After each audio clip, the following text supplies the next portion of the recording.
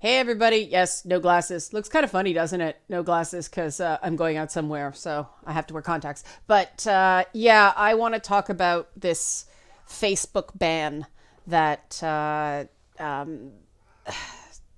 I've been struggling with since it happened late last week. I think it happened Friday. Sorry about this video being late, by the way. Loki peed in my office yesterday and it smelled really bad. So I had to clean it all up. And sorry, not yesterday, 2 days ago by the time this is running. That's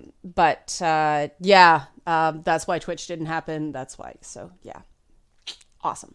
But yeah, the Facebook bans. I've been struggling with this one, both in like substance, but also in the execution. Let's start with the execution. For people who don't know, Facebook finally decided to get serious on hate speech, cracking down on multiple alt-right figures, and Louis Farrakhan, who is ostensibly left-wing, but still does use thinly veiled anti-Semitic and anti-white messaging. And hi, Delilah, thanks for your tail. In his messaging, people go, "You can't be anti-white. It's not possible to race against white people." That's up for debate. But the stuff he says about powerful Jews running Hollywood is very clearly in the realm of stuff things like the Anti-Defamation League considers anti-Semitic. So Facebook decided to just ban all these dangerous people, as they call them. Yes, hello, Delilah. And Farrakhan was one of them. And that seems to be the biggest talking point. Everybody else, nobody seems terribly torn up about, except for Donald Trump. And the first thing that kind of caught me sideways about it was the fact that news outlets knew about it and ran the story before the bans actually happened, meaning either there was a leak or they told the press before they actually did it to create this sensationalized rollout. And they somewhat botched it because the story went out before the bans kicked in. I don't know why they did that. I can think of some reasons, all of them not very good. Facebook is facing quite a bit of bad PR. And they're trying to settle jittery investors because they've set aside at least $3 billion for a settlement with the Cambridge Analytica data stuff. Yeah. So that's the first thing. I think from a PR perspective, that seemed quite cynical. And I think they shot themselves in the foot with that regard. Now, in the case of bans, this is a major thing. Hello, sweetie. In public-private spaces, right? I mean, Facebook is a private company, but the work they do is the service they provide is very publicly influential, and this is a big step for Facebook because they are giving up on the BS argument that they're just a tool, they're not a publisher.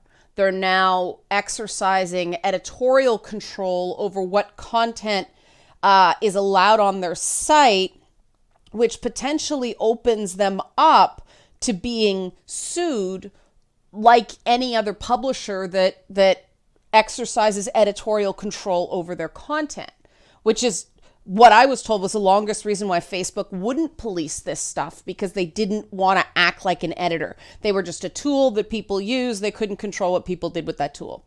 Well, that's obviously changed. It'll be interesting to see if anybody tests this, especially since, people like Trump are extremely litigious. He's constantly suing people or getting sued. Rich people like to sue because they have money to burn. The rest of us don't have $3,000 to throw at everything on the internet that we don't like. That's how it starts. That's your minimum retainer, at least in this country. If you just want something taken down, and that lasts maybe a week, you get maybe one letter and some follow-up for that $3,000. Litigation is expensive. So for most people aren't going to be able to do very much about, mean stuff online. For the very rich, this allows them to stifle things. Now, the Streisand effect is real, so I don't know how powerful that is anymore. The final thing that got me thinking about this is the idea that speech is dangerous. Some of the stuff that Farrakhan said borders on incitement to imminent lawlessness with some of his kind of loaded charged, you got to go out and take what you want and all that stuff. But it didn't quite meet the bar.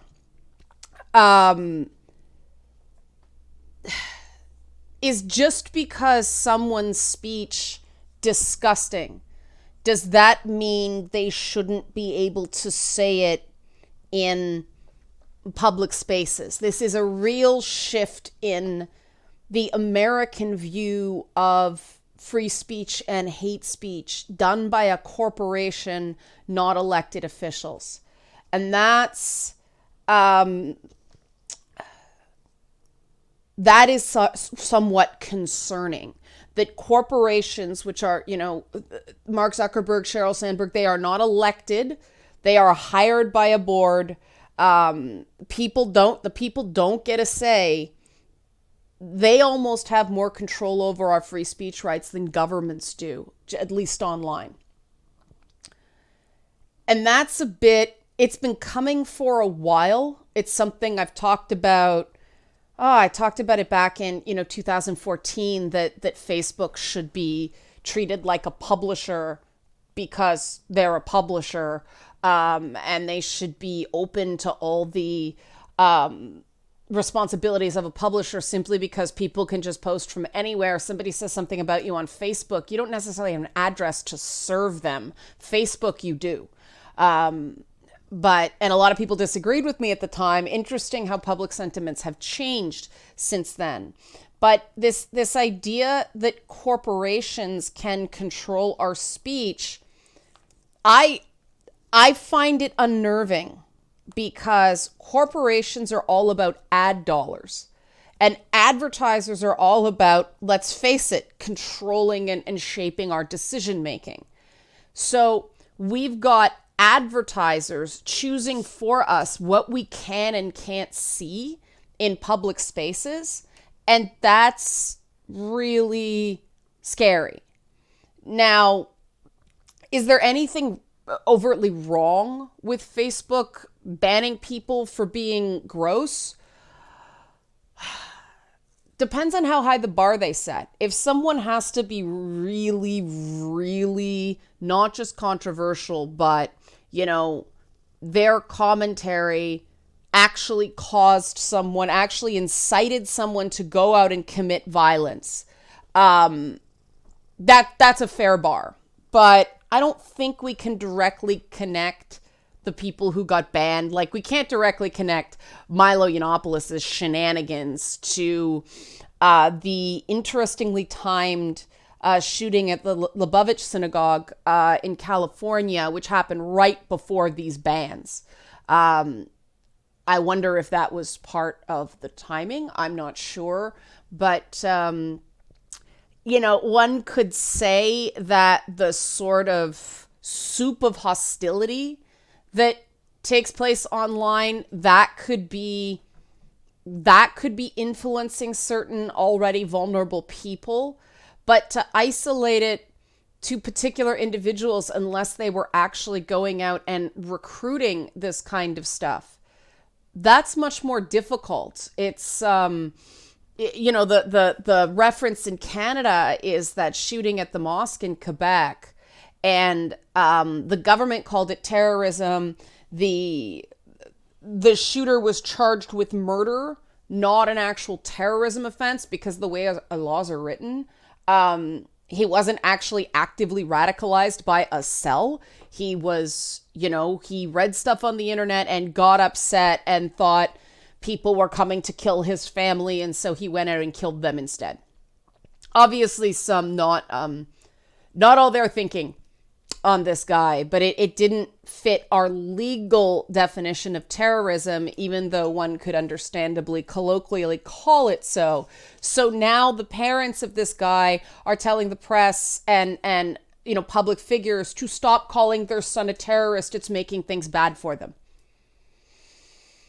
And this is the world we live in now. This is the battle of words. Words mean a whole heck of a lot to people now. Everyone's afraid because somebody said something not nice about them online, and apparently the family's been harassed. I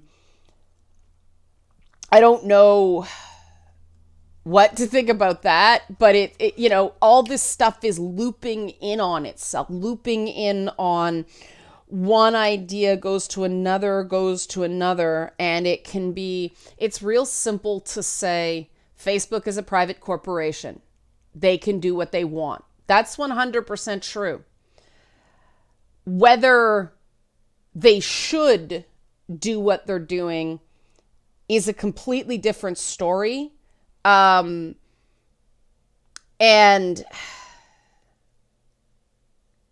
I don't know what to think. On the one hand, I don't think anybody...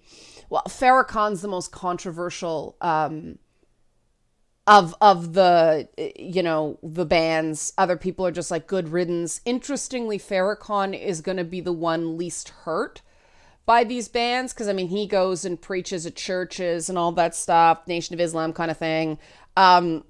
He has an infrastructure and a system. He will survive this. This might even give him a little bit of a boost, believe it or not. These other alt-right figures, they rely on the internet to get their message out. So, Farrakhan's not really hurt by this. A lot of people didn't even know he was on Facebook. My follow-up question with this is, what happens to the people, for instance, certain organizers of Women's March Inc., who have repeated some of Farrakhan's teachings? Are they now going to get banned? Like, what's the line? I think that Facebook has to very clearly and specifically let people know where the line is, so it doesn't start becoming, this is what the tastes are today, so we're going to boot a whole bunch of people off, and then it'll change and a whole bunch of other people are getting booted off. They have to learn from the mistakes that YouTube made and make where the line is extremely clear. Are cartoon frogs going to be no dice? I hope not. Are just, obviously aggressively hateful things going to be no dice? Is actually suggesting harm on a particular group the line? Perhaps that's the best line. So if they set that line clearly, okay, they have the right to make rules. Other countries around the world, Canada has hate speech laws. They work okay, despite the hue and cry on the internet about them. But Facebook really has to find a line here. I think they got to this too late. This is reactive, and reactive policies tend to be flawed. So it's going to be weird for a while, and I'm concerned that some people may get caught up in this the way some people have been falsely caught up in some of the Twitter flagging that's been going on ever since Twitter tightened their rules. Trolls are now just trolling by manipulating the Twitter rules to get innocent people's accounts locked. The issue with the internet is trolls are going to troll. People are going to push to see what they can get away with. And as long as these companies continue to be easily exploited, that's not going to change. So there's a lot of work to do. I wish I could say this was a good first step in terms of Facebook being a more responsible public media utility, privately owned public media utility, like a phone company, like a cell phone company, like an internet service provider. But the way they rolled this whole thing out, the way they handled this whole thing seems extremely cynical. And that's why I'm hesitant to go good first step, Facebook. Hopefully that makes sense. That was actually clear. It was a lot to unpack, and I didn't even go into a lot of the tangents my brain went. I tried to, refine it. So hope you got something out of it. Hope it at least made you think, consider it from another side. Help support this channel, become a monthly patron, patreon.com/Leanna K. Thanks for watching.